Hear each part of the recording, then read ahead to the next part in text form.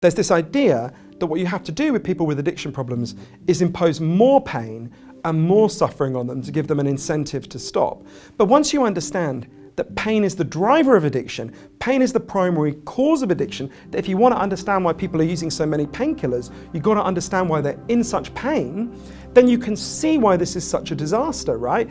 Increasing the pain increases the crisis. Sometimes people say the war on drugs has failed when it comes to addiction. The truth is much worse. The war on drugs makes addiction worse. One of my earliest memories is trying to wake up one of my relatives and not being able to, and I didn't understand why then. But as I got older, I realized we had addiction in my family. If I'm honest, I had a kind of drug war voice in my head that would sometimes look at them and think, why doesn't somebody just stop you?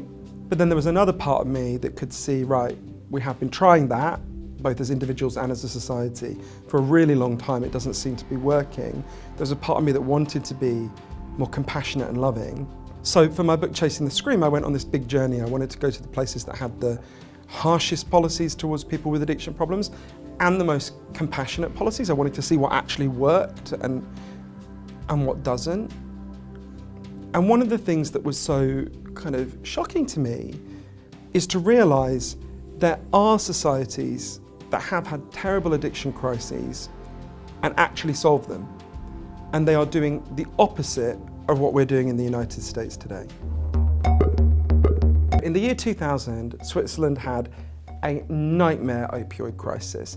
In their public parks, people were like, there was so much heroin use, people were like injecting in the neck, like nightmare scenes. So they're looking at this horror show and they tried the American way as hard as they could.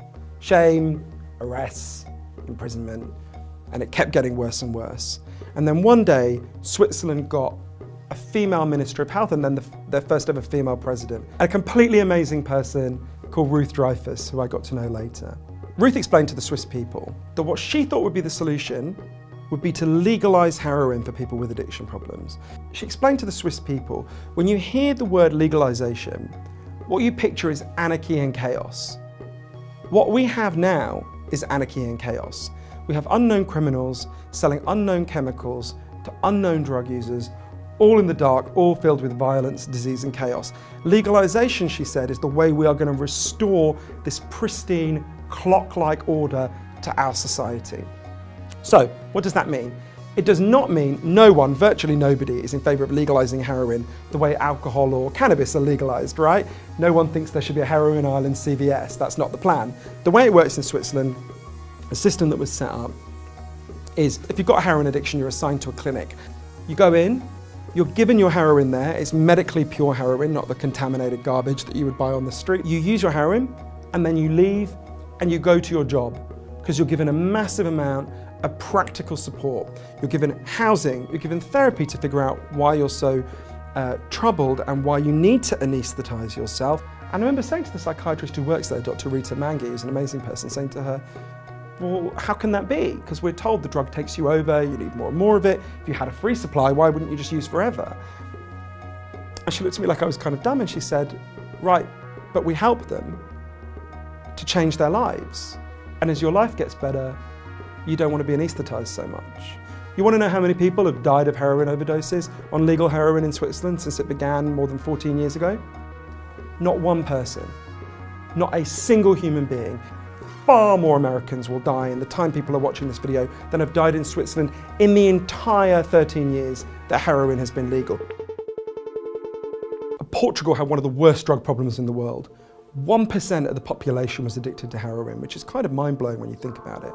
And then one day, the Prime Minister and the leader of the opposition got together and they were like, look, we can't go on like this, what are we going to do? They did something really bold, something really radical, something no one had done since drugs were first banned 70 years before. They said, should we ask some scientists what the best thing to do would be?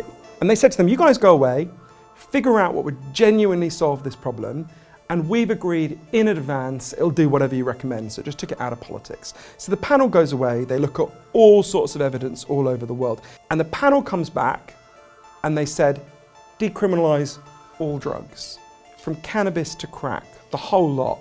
But, and this is the crucial next step, take all the money we currently spend on screwing people's lives up, sending the police to chase them around, trying them, imprisoning them, all of that, and take that money and spend it instead on turning their lives around.